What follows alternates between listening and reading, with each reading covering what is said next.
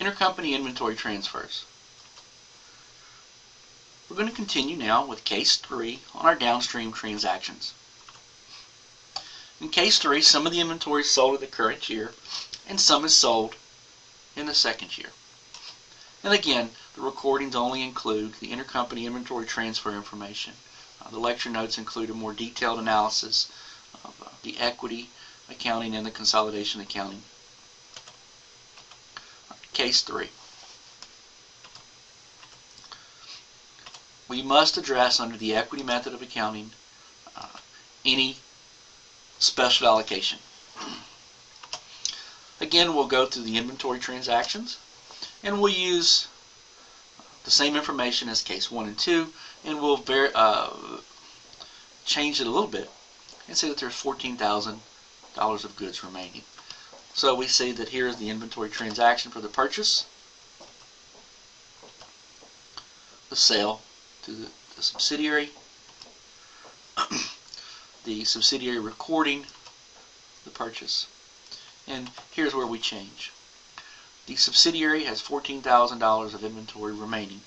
So go ahead and set up your transfer schedule, and this is what we know. We also know that there's $14,000 of inventory remaining, and from this we can compute that there is $28,000 that has been sold to third parties. Just the difference between the 42 and 14. I'd said earlier that the gross profit percentage that we would compute on the intercompany side would match on the sold to third parties into the inventory and all transactions. So we can compute a gross profit percentage of 35.71. And that leaves us with a gross profit of $10,000. We get a cost of goods sold of 18 and an ending inventory amount of 9,000, and that leaves us with deferred gross profit of 5.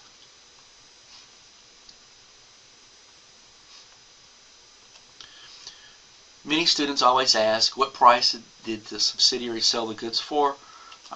You'll see as we practice this, the price doesn't matter. But for the sake of convenience, we're going to say that the sales price for the goods in X1 was $44,000. So during the year, the subsidiary would do the following. We now ask, is there any deferred gross profit? Obviously, we've computed that, and since the parent knows about it, we must immediately incorporate that in, and we're going to incorporate that in to our income sub journal entry. And once you do the inventory worksheet schedule, you see the deferred gross profit is 5. And the intercompany transfer amounts, or revenue, is $42,000, and the cost of the goods sold will be the $28,000 plus the $9,000. And if we immediately put these into an income statement, we have sales of $44,000, which was to the third parties. And of the $27,000 we originally purchased, $18,000 was from third-party purchases. And lastly, by doing this entry here, we're going to adjust our inventory to $9,000. Well, let's see, what entry do we make for the equity method? Well, we've talked about this a little earlier in case 2. Any adjustments will run through the income sub account, and whatever the deferred gross profit amount is, that's what the value will be. So we're going to debit income sub, credit investment, and this will subtract out $5,000 in deferred gross profit and leave $10,000 of gross profit that can be realized.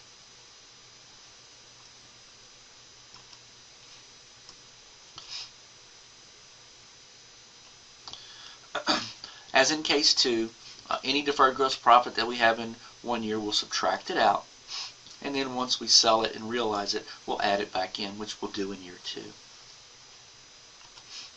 And again, all equity method entries that are made will be posted to the investment sub account. Let's begin the consolidation process. We're going to pick up with EJE4. And we ask ourselves, what entry did we make during the year under the equity method? And this is it here. We debited income, credited the investment. And if we don't do something, we're going to end up with a $5,000 expense there in consolidated income for income sub.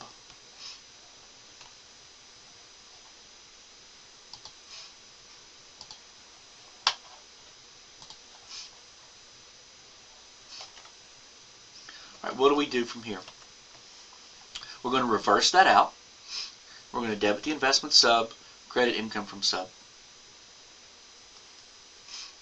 Similar to what we did in case 2. Now let's address number 5, the properly matching revenues and expenses. Again, if you can do the inventory transfer schedule, you should not miss this entry. We're going to always eliminate 100% of the intercompany revenues, and we will always eliminate cost of goods sold for the value in the ellipse. So this is the entry we're going to make. We'll debit revenue for $42,000, credit cost of goods sold for $37,000, and then credit inventory for $5,000, which is the deferred gross profit.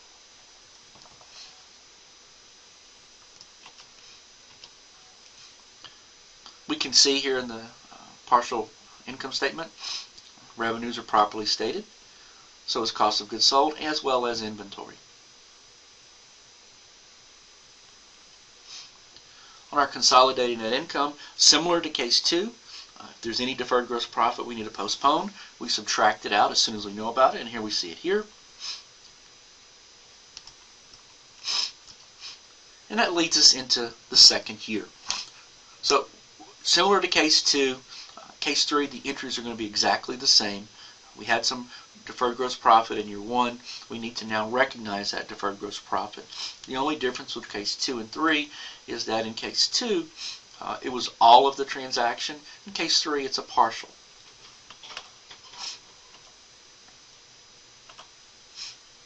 So let's address any special allocation items we've got. Let's pick up with the subsidiary selling the goods.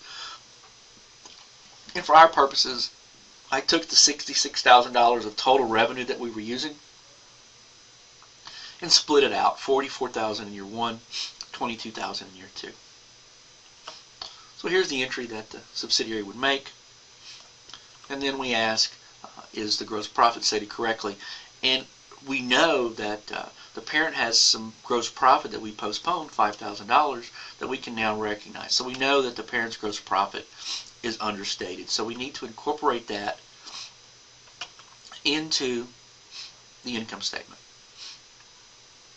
And again, this inventory transfer schedule will give us the answer. So we'll incorporate that in by doing the following. We're going to debit investment sub, credit income from sub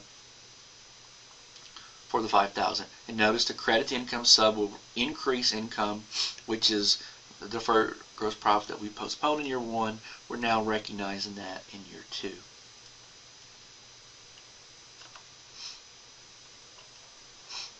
You can see that we've added that to the parent's income from the sub to get an adjusted income subsidiary of $151,400. We'll again post all of these entries to our investment sub account. And that leads us to the consolidation accounting at the end of year 2. Let's pick up with number 4. And we ask ourselves, what did we do during the year? And this is what we did. We debited investment, credit income from sub for $5,000. So what we're going to do is we're going to reverse this out, similar to what we did in case 2. We'll do the same thing in case 3. The last thing is we must properly state revenues and expenses. And what we know is that there's no revenues to eliminate, so we've got this deferred gross profit amount. So again, what did we do in year 1? This is the entry we made in year 1. we have to ask the question, let me back up one, if we didn't adjust the revenues and expenses and we made this same exact entry again in year 2, we would be subtracting $42,000 of revenues out of X2's sales, which would not be accurate. And just as a tip for you, anytime you have an EJE that has a balance sheet account associated with it, in this case inventory, you will have to address that EJE every year until that asset has gone away. Think of the other EJEs that we make, particularly the book value accounts. Those are all balance sheet, so that we make those every year. So if there's a balance sheet associated with an entry, you have to at least think about it the next year. We know that the revenue and expense accounts are going to go to the income sub account, so we'll start with the entry we had in X1 and we'll modify it to take all of the revenue accounts and put them to the investment sub, and all of the cost of goods sold accounts or expense accounts and put it to investment sub. Well, we also know that the inventory is no longer there, so we must modify the entry here and credit cost of goods sold. Something to think about. Would we make this EJE here next year? I'll ask you the question, where do all revenue and expense accounts go? So if we started with this entry next year in X3, we would start with this entry here, but where would we do it the cost of goods sold account? We would put it into the investment sub account, which would net the entry to 0. So we would not make this entry in X3.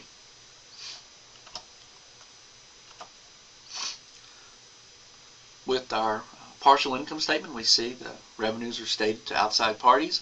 The cost of goods sold reflects the value that was left, what we paid to outside parties, and there is no inventory left.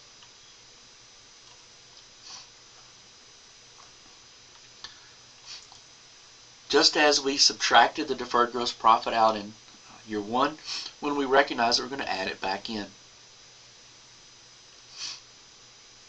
This concludes the lecture on case 3 scenario where the subsidiary sells some of the goods in year 1 and some of the goods in a later year, in this case year 2.